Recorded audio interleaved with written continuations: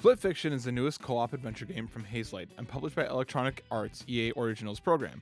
It continues the evolution of what has become Hazelight's trademark co-op styles in titles like It Takes Two and A Way Out, and it very well could be the best the studio has made thus far. Split Fiction continues Hazelight's traditions of seamlessly combining layered cooperative gameplay and a thematically heavy story.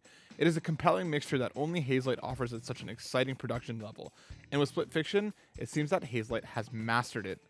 The game's story lays the foundation for its gameplay and structure, so it is easiest to start there. Split Fiction follows two writers, both desperate to be published, named Mio and Zoe. Mio is a city-dwelling science fiction writer, while Zoe writes fantasy and loves the quiet of the countryside.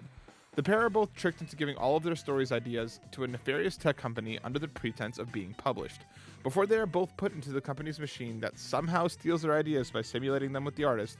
However, Mio panics and tries to leave, resulting in her and Zoe being jacked into the machine together by both being suspended in a weird techno bubble. This results in Mio and Zoe experiencing a blend of their stories that the machine is trying to extract. Luckily, glitches appear throughout the stories because the two are unexpectedly connected together, allowing them to try and find a way to escape before the company can steal their stories.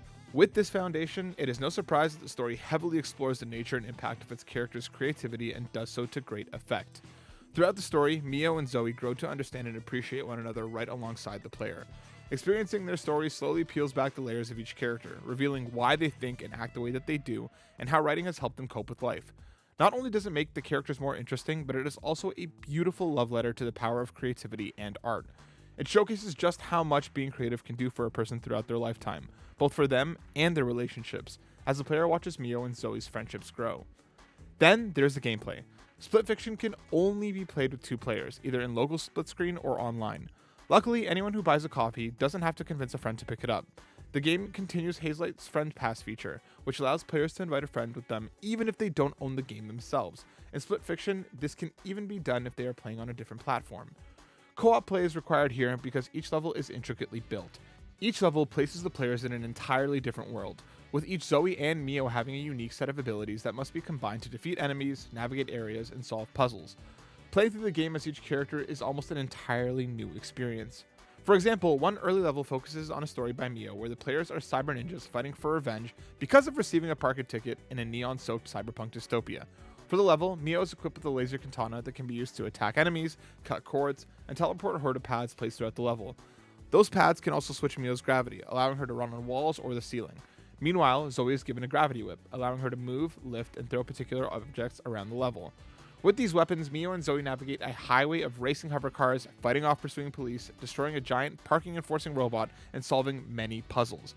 On top of that, the level frequently mixes things up with segments of sliding and dodging obstacles, flying a car, and shooting at enemies, and a segment where Mio drives a gravity-defying motorcycle. At the same time, Zoe navigates a CAPTCHA on his cell phone to stop it from self-destructing. Levels constantly mix things up and challenge players with new mechanics and ideas in a way that keeps things fresh and a lot of fun. During missions, players can also find optional segments called side stories based on Zoe and Mio's smaller ideas.